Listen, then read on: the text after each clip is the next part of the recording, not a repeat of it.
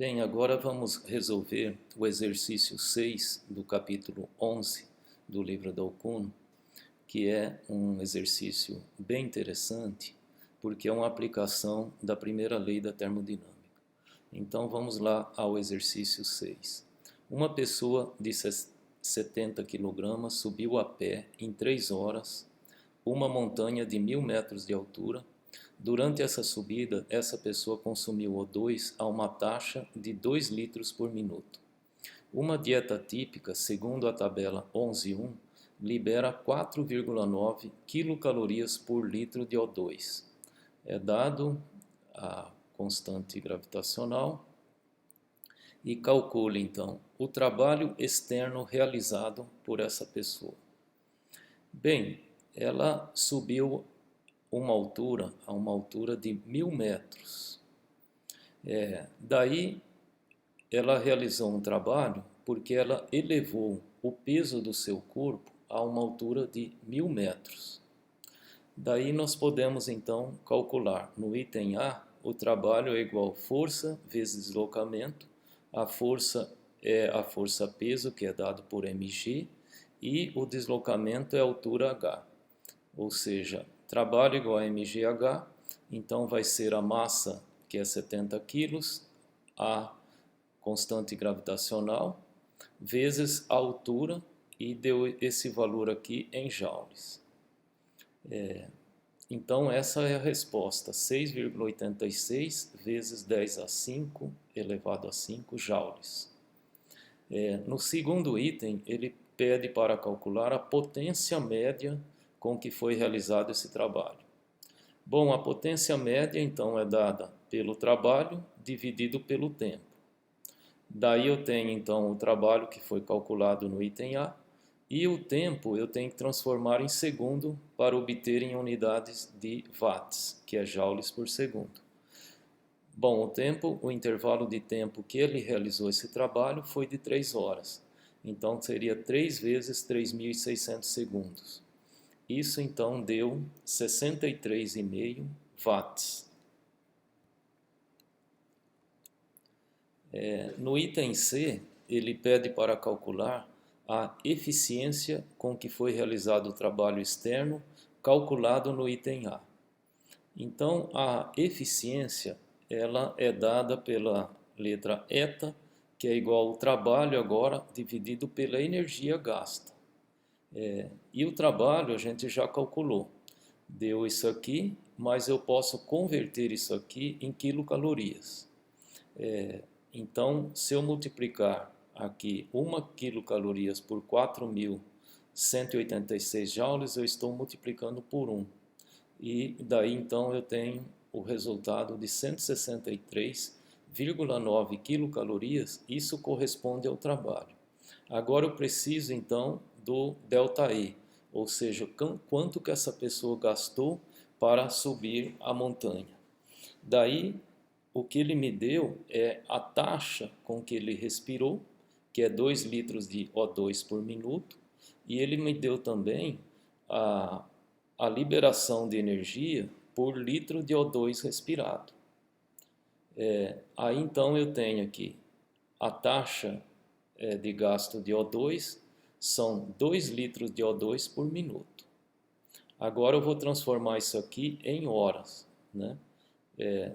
60 minutos corresponde a 1 hora, então vou cortar minutos, então eu tenho 2 litros de O2 vezes 60 por hora, porque ele deu tempo em hora. Agora eu coloco aqui o número do tempo é de 3 horas, então corto horas com horas e tenho que multiplicar por 3.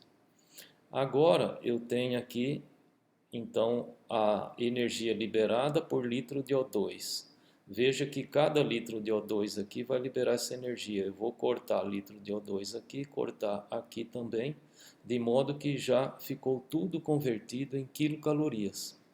Daí o total de energia corresponde a 1.764 quilocalorias, que é o gasto de energia que essa pessoa teve ao subir a montanha, e foi calculado basicamente na taxa de O2 respirado. Daí então eu tiro que o rendimento vai ser então o trabalho útil realizado, que foi 163,9, e o gasto energético total, que foi 1.764. Vezes 100% aqui, eu vou ter uma fração, vezes 100%, deu 9,3% como rendimento. Ou seja, essa pessoa teve um rendimento relativamente baixo, só de 9,3, ao subir a montanha, onde ele realizou um trabalho útil e a outra parte da energia gasta foi na forma de calor. Como seu rendimento foi de 9,3%, significa que os outros 90,7 foi o gasto em calor que essa pessoa teve, de modo que o rendimento é relativamente baixo. Agora, no item D, ele pede para calcular a quantidade de energia transformada em calor pelo corpo dessa pessoa. Bem, a energia transformada em calor é igual à energia consumida, a total consumida que a gente calculou, menos a energia do trabalho útil realizado. Mas podemos fazer, até para compreender melhor a aplicação da primeira lei da termodinâmica, nesse caso, vamos ver que a equação que descreve a primeira lei, ela diz que a variação da energia interna de um sistema é igual à variação de calor menos o trabalho realizado. Então, no caso do corpo humano, houve uma variação da energia interna, que a gente calculou, que é 1.764 quilocalorias. Essa foi a energia que ele gastou para subir a montanha. Então é importante entender que eu tenho que colocar um sinal de menos aqui. Ou seja, a variação de energia foi menos 1.764 quilocalorias. A variação de calor é o que eu estou querendo calcular. E o trabalho realizado, a gente converteu para 163,9 quilocalorias. Daí, fazendo essa conta, a gente vê que ΔQ deu um valor negativo, ou seja, ele perdeu o calor também do corpo. E daí o ΔQ foi menos 1.600,1 quilocalorias. Daí no item E, ele pergunta o seguinte: o que essa pessoa precisa comer para recuperar a energia gasta pelo seu corpo? Então vamos ver o que ela precisa comer. O valor calórico de uma dieta típica é, em média, 5 quilocalorias por grama de alimento. Então eu vou calcular.